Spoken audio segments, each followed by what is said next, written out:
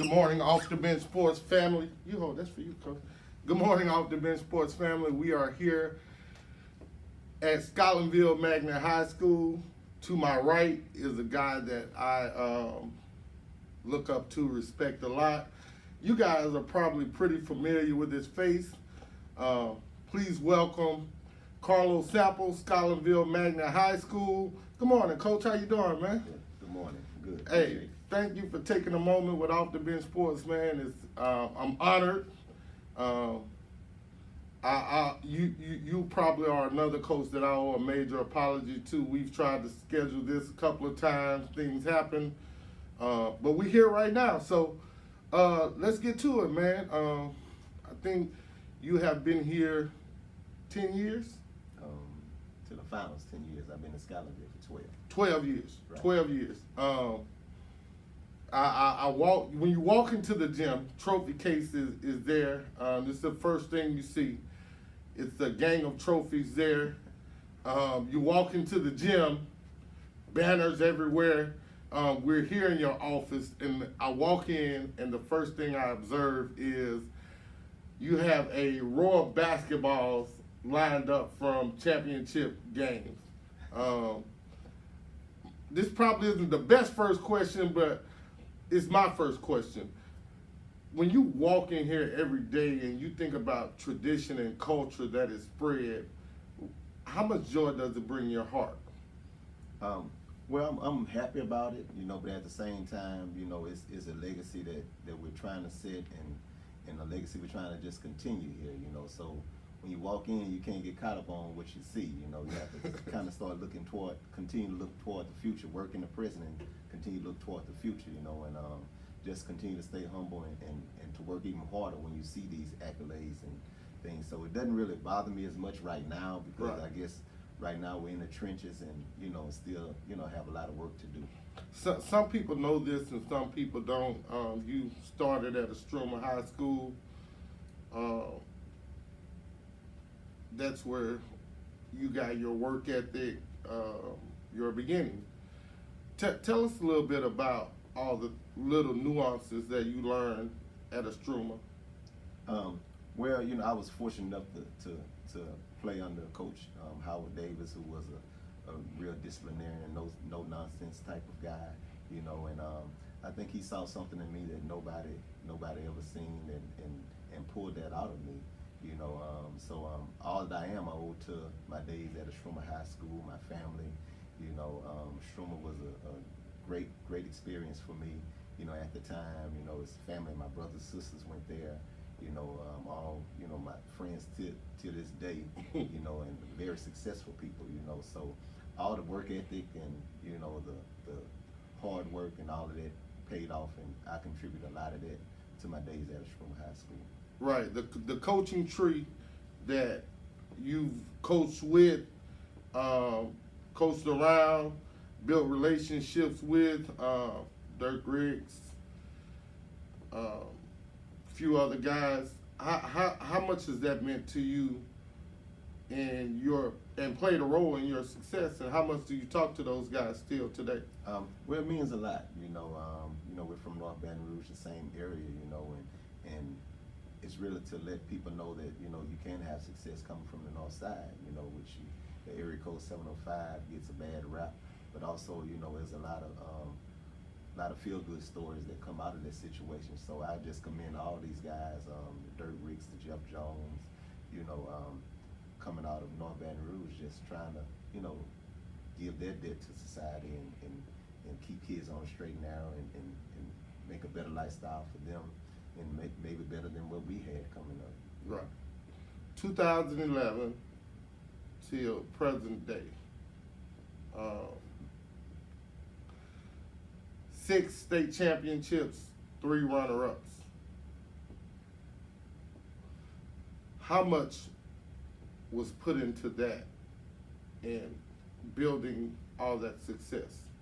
Well, you have to have a team around you, and that starts with coaches. You have to go out and get guys that you can trust that work is just as hard at it. And I don't think there's any assistant coach in this state other than Jeremy Noor, Josh Washington, They've been with me through thick and thin. You know, Brandon Ricard came on a few years ago, but those two guys play for me. They know what we're about. You know, and you know, we were fortunate enough to have a great administration when we got here with Howard Davis. We've seen a lot of principals come and go, you know, but we didn't let that deter us from our vision, you know, for school, for high school basketball at Right. Scotlandville, you know, and these guys work extremely hard, and we got the player, student athlete in that we need to get in. It doesn't have to be the best superstar, just someone who wants to come in and work and get better year after year, you know. You know, and we have a little talent, but we're not blessed to always have the most talent every year. But what pulls us through, I think, is the work ethic, the system that's in place, and we try to stay on that blueprint, you know, for success, because if you believe in the system will believe in you, you know. Right. And I think it speaks for itself. I've been fortunate enough to watch a lot of your teams play. I got a phone call the other day, and someone told me, I'll tell you about that later, but that was funny. We got to talk in Lake Charles early in the year. It was a championship game. I said you willed that team to win because you would not let them quit despite all that happened in the game. What did you see in that championship game? Well, what I saw is just a team that, you know, everybody kind of, you know, wrote off a little bit since Smart left, and I just saw a team that gradually every game throughout the season they got better and better. Had a few setbacks, you know, and that's miraculous. You know, you have a team full of underclassmen and only have 2 losses, you know, which could have gone either way. Right. And these young men kind of, you know, willed themselves to win and willed themselves to be perfectionists, you know. So they didn't want to make a mistake. You can be up 25, 30 points. They still don't want to make a mistake, you know. And that's what we pride ourselves on. That's what we ask of them. And they have done nothing but willed themselves to be in a position to where they can, you know, enjoy this, but at the same time get back to work and look forward to the following season. Right. Winning. Let's talk about winning here right now. You have won every year, and not just win, like you guys win with class, y'all win with honor, you know, y'all win the right way. How important is that to you guys in seeing your kids play the right way on the court every night and win? Right. Well, we want to play with humility. You know, God has blessed us, you know, to be in this position, and we try to teach our kids that this basketball thing for us is universal. So if we teach you the game here, you probably can go out anywhere and play the game, you know, the way it needs to be played, you know, with ball movement, floor balance, you know. So, you know, so all of that goes into, you know, our everyday routine and what we do here, you know. And I'm just grateful that I have a group of guys who come in and just fight and do those things day in and day out. Let's move forward. You've been blessed to coach a lot of guys. You have a guy that's in the NBA right now, Damon Jones, played high D level 1 basketball. Right now you get to coach a group of kids that believe in each other, trust in each other, and they have the same attitude and demeanor on the court that you coach on the sideline with. How was that built? I guess through spending time together, you know, we try to preach family, you know, as well, you know, and you know, and these young men, you know, went above and beyond, and I don't want to fail these kids, so I have to show by example. I have to be the first one here at school, you know, and I have to dress a certain way and have to, you know, handle myself a certain way, because these are the young men that they see every day. And I feel that we're in a position to be role models. I don't think that a LeBron James or these other guys they see on network TV are they're positive role models, but what about the reality of the situation? They don't talk to these guys, so these guys don't know them, but they know the guys don't know them, but they know the sports figures. So right. And they know they can touch me. I'm a warm body, and I'm there in their lives day in and day out. So I just don't want to fail them. You know, I want to keep them on a straight and narrow, like it was done for me, and I'm just trying to make sure that they have an opportunity to succeed in life. That's really big, man, because sometimes people, when they win a lot, winning is all they care about. They don't care about and the it process. was a commercial after. a long time ago. They had a commercial when Charles Barkley was stating that I'm not your role model, which everybody had a little flack over. Right. But if you sit there and think about it, you know, he really, you know, he sets the tone. But he's just saying, you know, it's other than people out there other than me that can be role models to you Right. guys. You know, and it's people that in your lives every day that you look over and take for granted, and they're being very successful. You Right. know, my role model has always been my parents, you know, and my coaches. Right. You know, I mean, I admired sports figures, like you see Muhammad Ali on the wall, Yeah. and Martin Luther King, Jack, you know, and Jack. Those figures, you know, those are icons, you Right. know, and they instill some things in you. But I really think a warm body role model is, I don't think you can go wrong. Right. I absolutely 100% agree. I'm gonna say a name, and you tell me your thoughts on that kid, and I'll tell you my thoughts on that kid. All right. The first name we're gonna throw out there is Reese Beekman. Oh, Reese.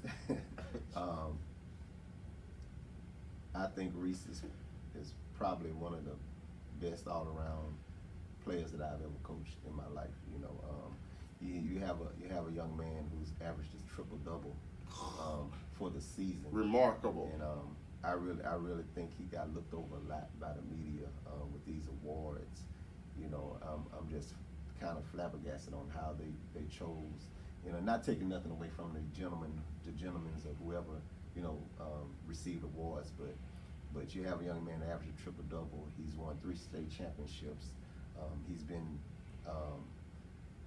the face of this team, you know, all season and have played in the big games and wielded and won, right. you know, and won and competed and, you know, and I think he's probably the most highly recruited, you know. I guess Virginia and these other schools would be knocking the door down to get him, Right. you know, and I just thank God he's a great, humble kid. Those individual awards didn't really move him too much, you know, and that's how I am, you know, and that's a fire for motivation, you know, not saying that that's what he played for, because it's not what no one should really play for, you know, but you know, they can't take away those championships, and I think that means more than the individual award, because we teach team. We don't do individual awards Right. here at Scotlandville. Everything is team oriented, and we'll let them decide who's MVP and who's that. but you know, and that's a good life lesson too, because some Right. things, you know, you feel that you should deserve, you may deserve them, but you don't get them. But you gotta dust yourself off and keep on getting better and going, moving on with life, you know, and the accolades will come. You know, I always say God give promotions in right. various forms and ways, you know. So a trophy or a name here is, you know, some people is vital, but I try to teach them it's way beyond that. It's Right. way beyond that, and he's reaping benefits now, and his rewards are due him in the end. You know, they're already for him. You know, it's just a matter of him putting his work in and time in, and he's gonna receive all those awards that he needs. The awards of free education, the awards of being able to use basketball as his platform to succeed in life, to get better, to make money at, to play in the NBA, you know, and to keep his family, you know, financially set, his family's family, his kids. So you know, last shall be first, the first shall be last. So and I'm just glad he's a humble young man. He's used it as fuel to motivate him. I use it as fuel to motivate me, you know, because I was a little upset behind it, but you know, I mean, it's a plan in place. So we're gonna continue to follow that plan and continue to motivate ourselves and play even harder and even better next year, night in and night, whomever we face, you know. So it's all good. It's all good. I have no doubt about that. So I told you earlier I got a phone call, and the question was, who is your favorite player in the state? And my response was Hobart Grayson IV. And they said no. They said it's somebody else, that you love way more than your son. And I said, what are you talking about? They said, Reese Beekman is your favorite player. And I said, well, if you talk about a kid that plays the right way, that always, I've never seen him not make the right basketball play on the court. Again, like you said, humility is something that just reeks out of him. He's never rattled. And every time I talk to him, he talks about his teammates and never talks about himself. And so, if you're looking in that manner, maybe Reese is my favorite player. Right. Because he does it the right way. Yeah, he does. And, and we're not going to take anything away from Jalen Cook because, he deserved everything he did. It's a catch-22. He deserved every award and then some, right. From what I've seen of him. He does well. He does extremely well, and have improved tremendously on his game, And I'm not out here advocating votes for Reese, I'm not doing that, it's just, I'm entitled to my opinion. That's right. And people don't see him like I do. I see him every day. So, every day. So it's like I said, it's it's mind-boggling, but at the same time, we got work to do. We got a little fuel for motivation as a team at Scotlandville. So and the guy, his teammates asking me about, man, what's going on, but it's let's work, right. Let's work as a team, and don't worry about those individual accomplishments, because if you work your butt off as a team and you work on your craft, your game to be top level, then all those things will come. Right. So we're happy to be in the position we're in because we have won state championships. And this group I've had, this senior group, has been in the finals, 3 straight years and won 3. So it's still goals that we have to set and we're trying to achieve. Right. And the bottom line is, we want to win a state championship. So I'd rather a state championship than a coach of the year or MVP for a player any day of the week. Right. Next name I'm gonna throw out at you is, I hope I pronounce his name right, Terrion Joseph. Terrion Joseph, Scooter, could easily been the tournament MVP this past season. Both games he was just tremendous. Guy has a great upside. I think as a player, there's some things he needs to work on, defending on and off the ball better, going to the rack to his right more, maturing, being a better leader. And I saw glimpses of that as the season progressed toward the end. So it's with him, in those areas, it's grow up time, and how bad do you want to play on the next level, and do those things to get you to the next level. Right. So he has a tremendous upside, probably one of the best athletes in the state. Yes, I'd have to put my stamp of approval on that. So when I see, I'm gonna call him Scooter, because that's what we call him. So Scooter Joseph, I see a kid that embodies, another kid that embodies Carlos Sample's thoughts and philosophies, that hard-nosed, tough, gritty. Mm-hmm. He's gonna give you every inch of him on the court. And if you play around, I think the kids call it getting a body. He'll give you a body. Throw it in on you. Yeah. Progress. Things started off slow, beginning of the season, but like you said, as the season grew, he grew. And his role grew, and he saw that, and he understood his value to the team as well, and he grew up a little bit this past year, and we're just looking for great things out of him, for this upcoming season. Well, I think he's already working toward that. I got to see him play a couple of weeks ago in the summer tournament. Then he had a really exceptionally great weekend this past weekend. There were a couple live tweets thrown out Right. about him. So we're really proud of his growth in that area. Last name, Carvel T-Set. Carvel, yeah, man. Carvel, last year was actually really his first year playing varsity. Right. And he came along and did a great job. And he's learning the game. Has progressed real well. Put himself into the position to be a Division I player on the next level. Right.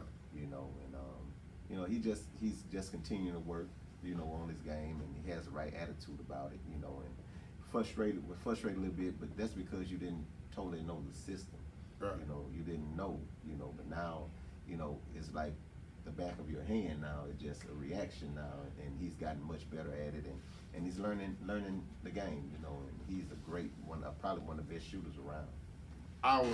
That was finna be my question. Did you see him becoming the shooter that he showed this past season? He shoots the ball just amazingly well. He knew he could shoot, but what about the other thing, intangibles? Can you put on the floor and create for somebody? Can you turn your man and defend? So we know the shooting part was there, but what other attributes to your game, that'll help with the W, and he came along and did a great job of trying to defend and we working on creating for somebody else, and so he has another year, Right. another summer and another year, Right. So he's putting himself in a position to receive a Division I scholarship as well. My last question about Carvel is, what have you done to challenge Carvel in building those areas of weaknesses so he can have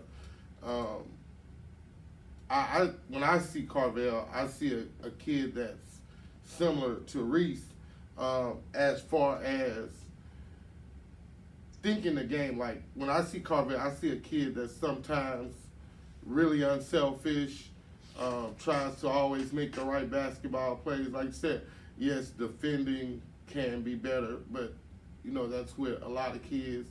But how in the areas of weaknesses, how has the challenge been to get him to where he needs to be? It's every day brings a different challenge, but he's a playmaker, and this is new to him, and it's just about him having that self-confidence, and not second-guessing himself. He has all the tools, and it's just about the mental aspect of it with him, not getting down on himself and controlling his emotions and having a little amnesia and brushing that off and getting back on the saddle and make the next best play, and he's done that well. He's done that well. If you could play any tournament next season or any team, who would that be? I want to play Oak Hill, or Mount Verde, the